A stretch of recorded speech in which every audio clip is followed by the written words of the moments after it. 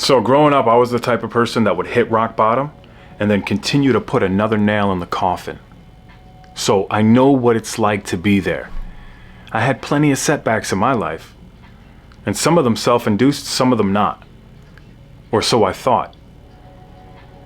But I think that it's good to have an understanding and having a resilient mindset.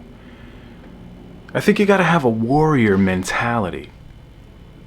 I read some books a long time ago. I think one was called The Warrior Mindset or something like that, and another book called Unf Yourself. I remember that one. I had all these books. I had another one called Mental Toughness. I had a wolf on the cover. But for any setback, what's the most effective way to reframe it? Because a setback is inevitable, but becoming frustrated is a choice. It's just a failure. You know, if you've ever heard the expression that a failure is a stepping stone, a failure is a lesson. It's a valuable lesson. It's a valuable lesson that you wouldn't have known otherwise. I mean, you have to fail in life. You have to fail. It's a given. So knowing that you have to have setbacks and you have to have failures to succeed, it makes it a lot easier to handle when those setbacks come. Like, think about it like this. If you're going to a destination and you're walking, you can't just snap your fingers and automatically you're going to be there. You don't have to do anything. No, you have to walk. You have to put one foot in front of the other. You know what I'm saying? So, in essence, all you really got to do is have a one foot in front of the other mentality. Like a child that's learning to walk. They don't give up. They have fun trying, and they keep a smile on their face while they're doing it. You see them, they're focused. So, a setback is nothing. I think sometimes we get so wrapped up in our obstacles, and sometimes the obstacle can seem like it just ruined everything. But in actuality, we can't see. Think about it like this. We really can't see every possibility that is open to us until we are in the future. Think back to when you're 15 years old. And there's like hundreds of different things that you realize now that you could have done then. That literally would have made you Superman. Superhuman. With what you realize now, you could have been a literal mental magician, because hindsight is 20/20, right? So looking back on it. And if you think about it, damn, you know what? I can't even really see. And then the problems that you had when you were a teenager, for example, most of those problems that you had when you were a teenager were nothing compared to what you have right now. So when you think back on them, like, damn, in retrospect, they were easily solvable from multiple different directions. I remember being a teenager, I was like, thinking back, I'm like, damn, I was having a hard time with that. Oh my God.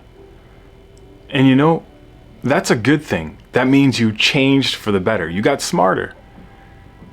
I'd be worried if you look back and you're like, you look back to when you were a teenager and you're like, no, there's nothing I could have done better. I'm pretty satisfied with everything I did.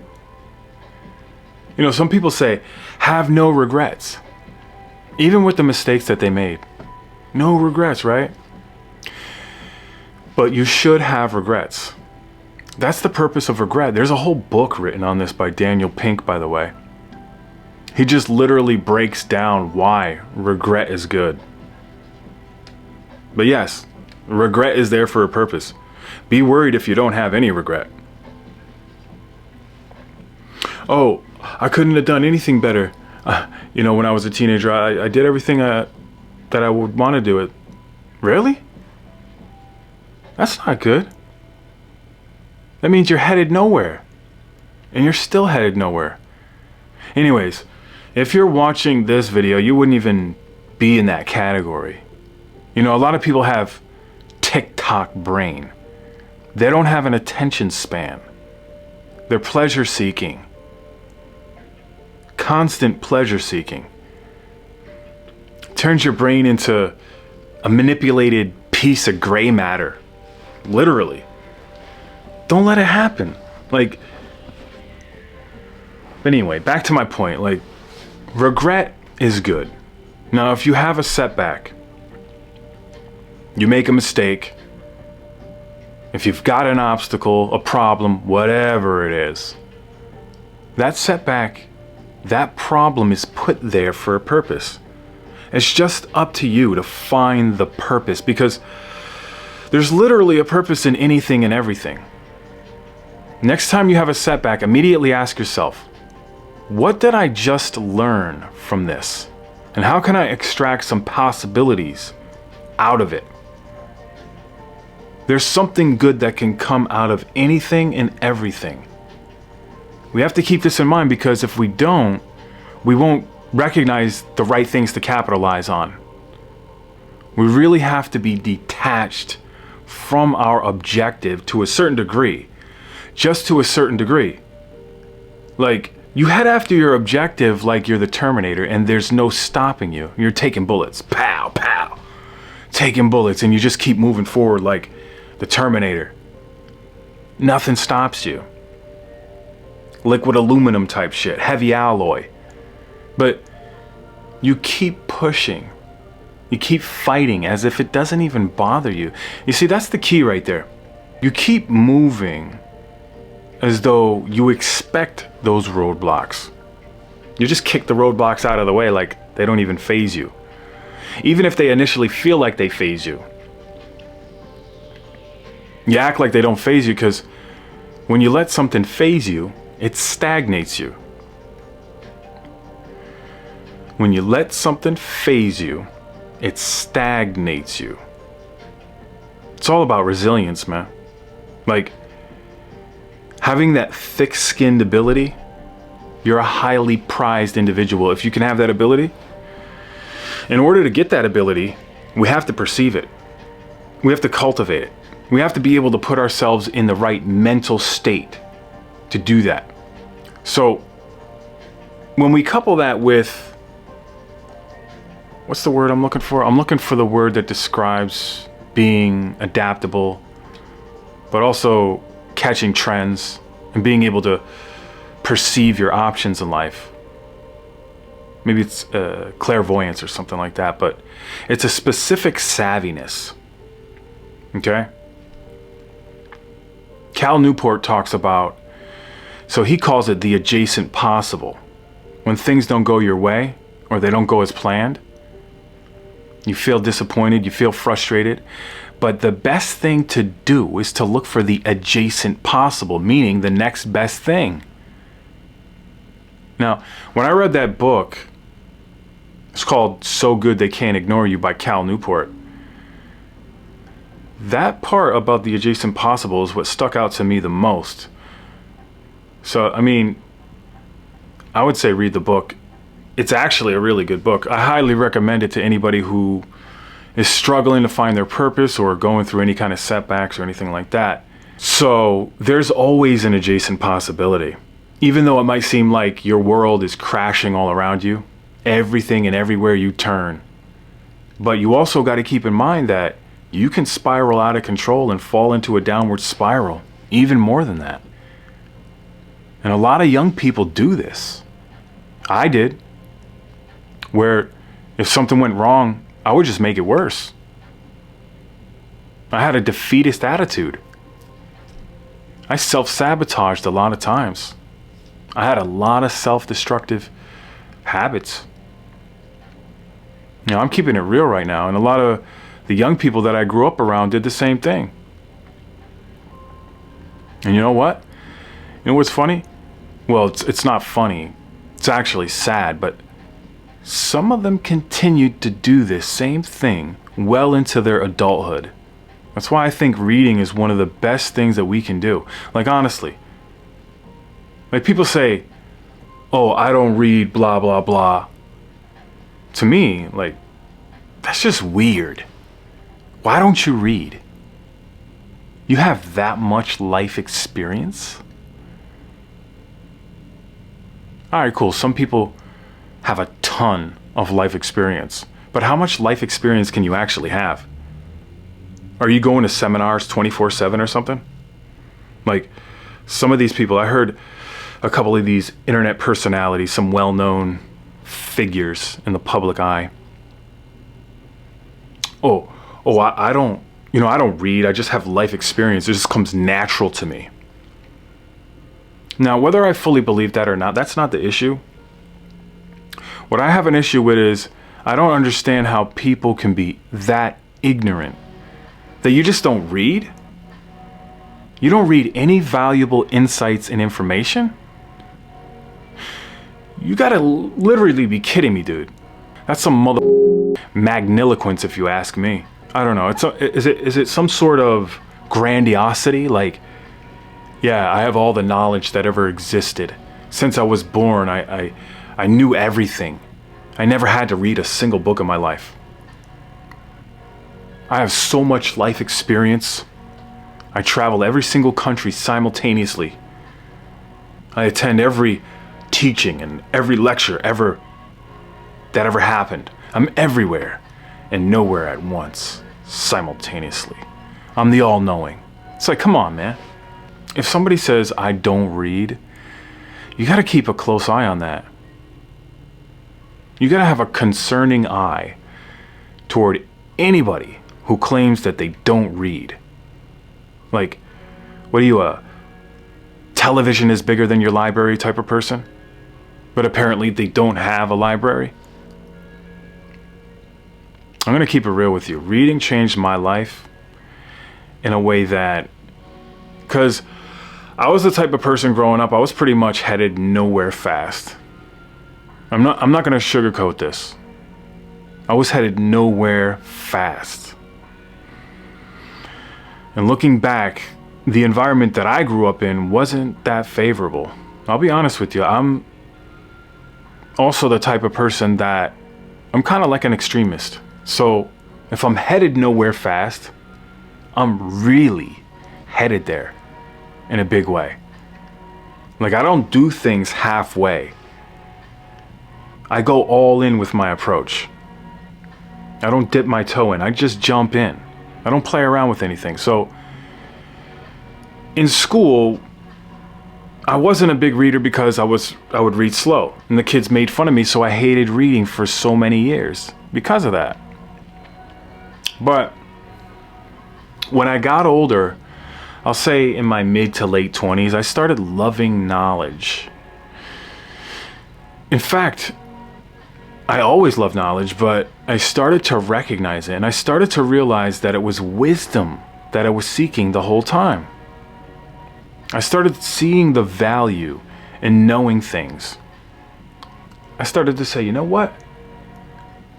I feel like the more I know and the more wise I become, my mind opens and I become more confident. And I have a sense of expansion to the degree of which I thought was not possible.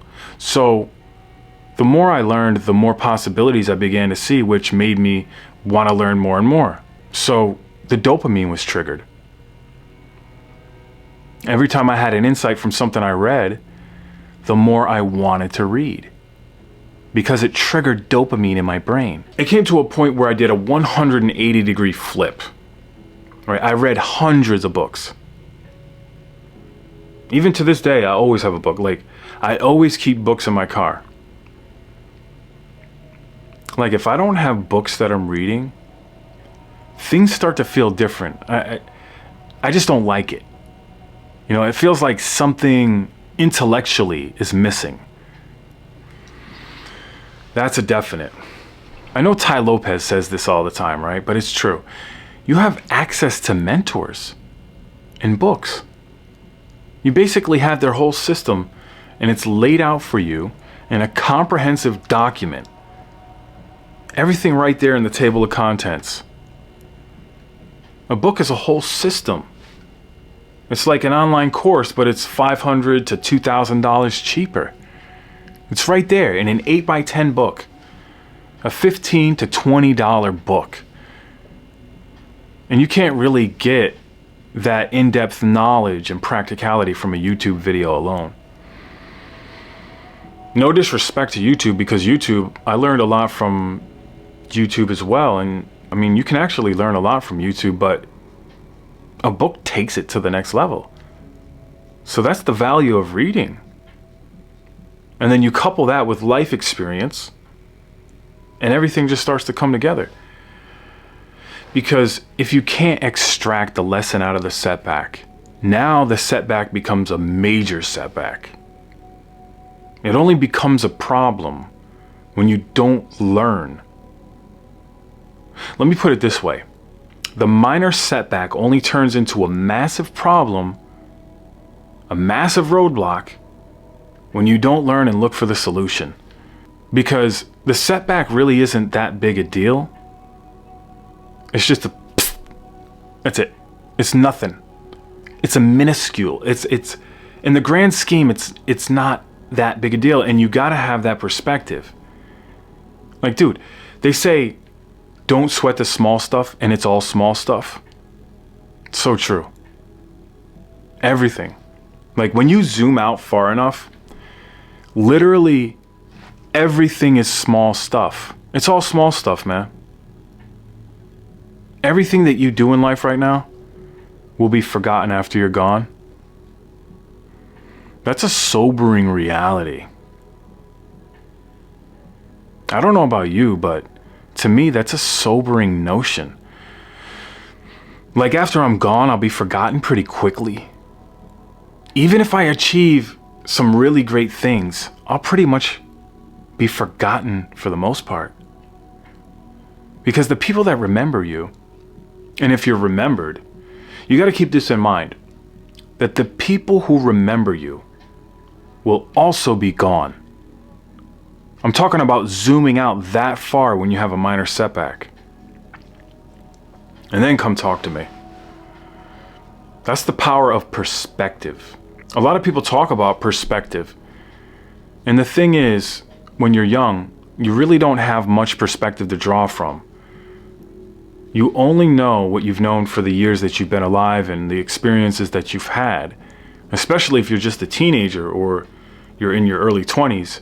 You don't have that many life experiences, so you don't have much of a perspective to draw from, especially if you don't learn. And that's the reason why it's so important to learn, because it broadens your perspective. But if you don't have like 5,000 years lived on this planet, it's a pretty good idea to read, man. So first we got to get clear on your perspective of thinking the setback is your fault, or if it's from some external fault or somebody else or something else. Whichever perspective you adopt to be true, but the more important thing is, if you adopt responsibility for any setback, you put the power in your own hands, because you give yourself the ability to respond the right way. That's what responsibility is. So, even if something seems like it's out of your control, there's always a way to assume responsibility for it. And when you assume responsibility for the things that happened, you can make a change and take charge and find a solution. Because right away, as soon as you accept accountability for it, the default setting is to look for the solution. That's what you actually want to do when you assume responsibility, is you want to find a solution. But if you don't assume the responsibility, you don't look for the solution, because you have a "it's not your fault" attitude. It's the other person's fault. It's the economy. It's the president, etc., etc. And a lot of that might be true, but you know something? All that shit melts away when you give yourself the ability to respond. Don't leave it in the economy's hands, the president's hands, or the other person's hands. So just try it. You might not feel like accepting responsibility for something that happens to you that was seemingly out of your control, that somebody else did or whatever. But Just try it. Accept the responsibility and watch what happens. You start looking for other scenarios that you could have prevented. And then you develop a way to take more preventative measures. But even better than that, you become better at finding solutions for the future. And you become more pragmatic and more enthusiastic in the process. More conscientious. And you develop more prudence to mitigate a lot more future setbacks. You become more savvy, and then you embody the type of individual who will take control.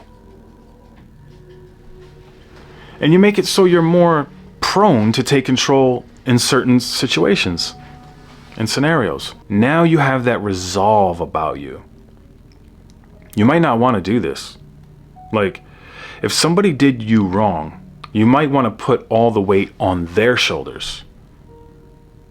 But by doing that, you give them all the power. Why should they have the power? You take the power. You might not want to accept responsibility for someone doing wrong to you, but I'm telling you, you give yourself so much power by accepting responsibility from there. You can make some drastic changes, I'm telling you. If only you can see it. So I'm going to put a few recommended videos here on the screen that I think will help you see it and help you gain an understanding about this topic a little bit more. So in the comment section, just say it. What obstacles are you overcoming right now, no matter how dire or scarce they are? How are you overcoming those obstacles that will bring you closer to the next level? Appreciate you being on here. Salute. Let's get to the next level, and I'll talk to you on the next one. Peace out.